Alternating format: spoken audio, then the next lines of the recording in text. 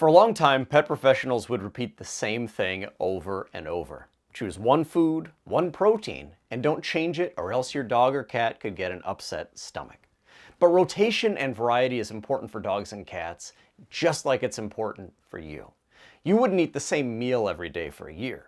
If you did, you'd likely suffer from food monotony, where you'd get bored of that meal and uninterested in eating. You'd also experience a lack of nutrient variety.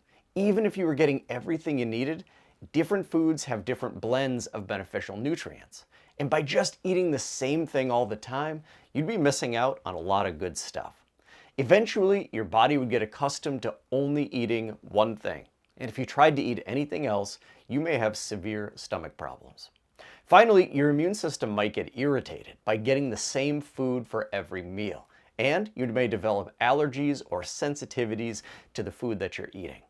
The same things happen to dogs and cats who don't get enough variety. Rotation helps reduce food monotony. It keeps the bowl interesting. It gives pets different blends of beneficial nutrients and keeps them flexible so they can switch between proteins and types of food easily. It also reduces their chances of developing allergies or sensitivities. Overall, rotating is important, fun, and healthy. So, how do you feed a rotational diet? This is a really easy thing to overcomplicate. You don't think about transitioning yourself from one meal to another because you have good dietary flexibility. Once a pet is worked up to good flexibility, they should be able to switch between formulas easily. And you can rotate however works best for your lifestyle. If your pet hasn't had variety in a while, it's best to start slow.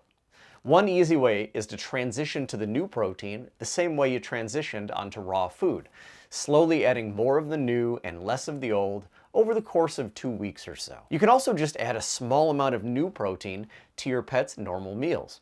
If you normally feed beef, you could do 80% beef and 20% turkey. And when you run out of turkey, then add a different protein to the beef. Once your pet has gotten used to variety, it can be fun to buy a different protein every time they get a new bag. That way, they naturally rotate between different proteins without switching around too quickly. One common question is, how often should I rotate? Now, there is no one answer for every pet. Some do better with a slower rotation, a different protein every month or two, or even just added to their usual protein. Some may enjoy a few proteins throughout the week. Just feed the pet in front of you. Every pet will be a little different. Rotation is important over time, but there's no perfect schedule, and it's not something that should cause stress. And remember that rotating doesn't just mean changing the food. You can add new things to the bowl, like toppers or goat milk.